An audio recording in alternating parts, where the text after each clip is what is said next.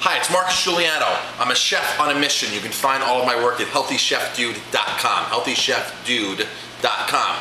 I'm a chef on a mission. I want better food, and I'm really upset with the way that what restaurants are doing, with what big companies are doing, and they're conditioning us to overeat. And all these studies that I see in these books that I read, we are conditioned. No other nation in the world eats as much as we do. Our portions are 25% larger than France or other comparable countries.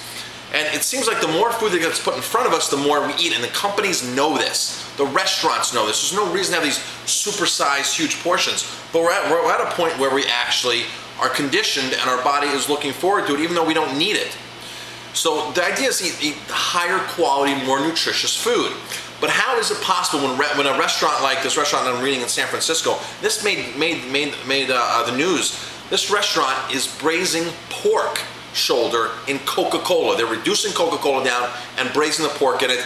And the San Francisco Chronicle is hailing this guy as some genius, this chef. But whose responsibility is this? I mean, I'm a chef. I went to culinary school. We took a nutrition course. We learned about things like that. But of course it's always tainted. These government or these school-sponsored nutrition because they follow the USDA program. But this is common sense. To take corn syrup and soda and then further put it into something and cook something with it. And that's always been, one of those things where bear braised in Coca-Cola was a big recipe. I remember that from years ago.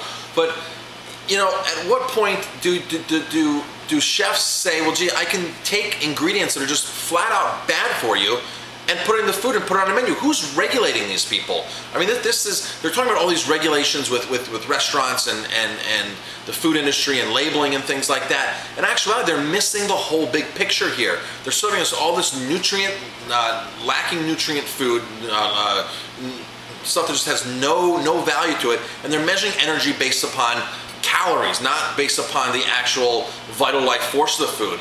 Sure, Coca-Cola has calories, and when you look this up in nutrition school, you're going to find that, oh yeah, there's energy in Coca-Cola. No, there's not energy in Coca-Cola. No, there's not energy in Gatorade. You'd be surprised when you walk into a restaurant. I hear a lot of people say, I don't eat sugar, Marcus. I don't eat sugar. I know sugar's bad. Sugar is one of the worst things you can absolutely put into your body. The worst. It breaks down your immune system. This whole Gatorade thing, drinking this after a sports activity, your body can't handle that. Your body needs water, living live water. Water with minerals in it. That's what your body needs. It doesn't need all this other stuff. So when you take Coca-Cola, reduce it down, put it into pork, and cook the pork for hours, this is just ridiculous. But people say, Marcus, I don't eat sugar. Back to this, I don't eat sugar. I don't eat sugar. And, I don't understand why I can't lose weight and this and that. You'd be surprised if food you're eating and the amounts of sugar. Like for instance, when you read a cereal box, you look at the ingredients, right? When you start reading the ingredients, like the second or third ingredient might be sugar. And then you say, oh, that's not so bad. It's like down on the list. But as you read down further, then all of a sudden there's honey. Then all of a sudden there's molasses. Well, if you combine all those refined sugars into one, that would actually probably be the first ingredient on the label, would be sugar. But the manufacturers know how to trick us and break the sugars into different ingredients and stagger it in the ingredient list. So it's really deceiving. And they might say natural sweetened. I saw peanut butter the other day. They said roasted peanut butter with honey. Honey was one of the last ingredients. One of the first ingredients was actually sugar. It was the peanuts and then sugar to make the honey, the peanut butter sweet, and then adding honey. Now people actually read the labels and they say, oh yeah, this is great, honey and peanut butter. How bad is that? You've got to read the labels. You've got to ask questions. Now this chef, I will give him credit on this in San Francisco. It is on his menu because I did research. I went to the website. It does say Coca-Cola braised pork shoulder. So the average consumer can say, you know what, I don't want that. But a lot of restaurants don't list, like baked beans, huge culprit in sugar. The baked beans, the canned stuff has sugar in it. Then the chefs will think they're doing something great and throw ketchup or chili sauce in it out of a can or something, which is loaded with sugar. Ketchup is like one of the worst culprits for such a carbohydrate sugar overload. Disgusting what ketchup is made out of. It's just, it's pathetic. And I'm really upset that restaurants can buy these ingredients and go with these. And then you have certain companies, like there was a letter, Diamond Organics got a letter from, Diamond Walnuts got a letter from the FDA telling them they have to stop listing medical claims on their website. And this was on, I think, Dr. McCullough's site. It just appeared, the actual letter and everything, and I'll repost that. Walnuts, the FDA and some letters said you cannot put that they're high in omega-3s, because now you're making medical claims, because you're saying certain studies have indicated that high omega-3 content in foods may reduce may reduce heart disease. So Diamond Walnuts had that on their website. All right. Now the FDA sent them a warning letter saying you must take it off. This seems like you're selling a drug, and only drugs can make medical claims. Well, on the flip side, why aren't they putting on this high-loaded sugar stuff that this can cause, the side effects of sugar and everything? This whole thing is just outrageous, the way our FDA works, our USDA, and what chefs do to food and what food companies do. It is literally outrageous. As a consumer, you have every single right to know what's going into your food. If you're paying money, you have a right.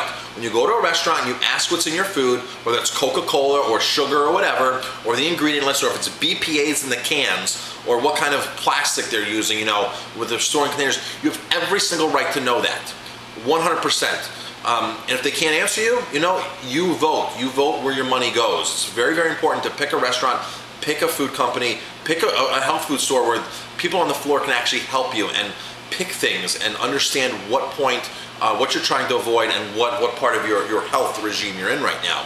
So I'm Marcus Guiliano. I'm a chef on a mission. I want everybody to eat right. I just really want this whole nonsense to stop about loading things up with sugar and chemicals and things like that. I mean, today's really thing was on sugar. This Coca-Cola thing, this braised pork and Coca-Cola. I think it's just literally ridiculous to see something like that on a menu, especially in a finer dining restaurant. To me, as a chef, Coca-Cola is not an ingredient.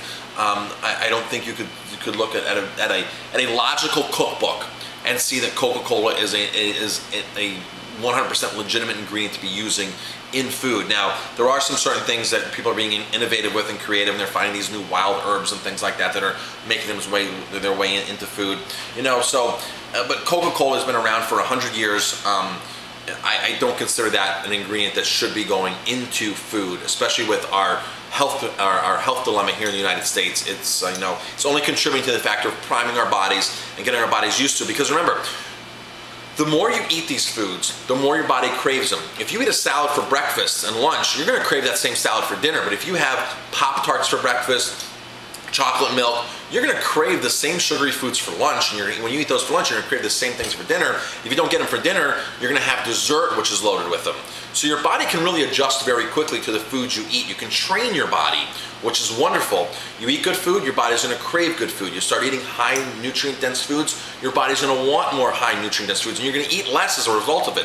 Trust me, I guarantee if you start juicing, with all these green juices, and you start eating a lot of raw foods and living foods that are nutrient dense, your body will eat less. You will find your appetite decreasing. You will find raw cashews, a handful of raw cashews, to be the most decadent thing ever.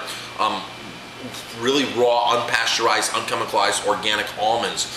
Just pure heaven. Your body will think of these as like, oh wow, instead of getting a caramel coated apple or something, or a candy bar. So you are what you eat. It's the oldest saying out there. It's definitely true. You are what you eat.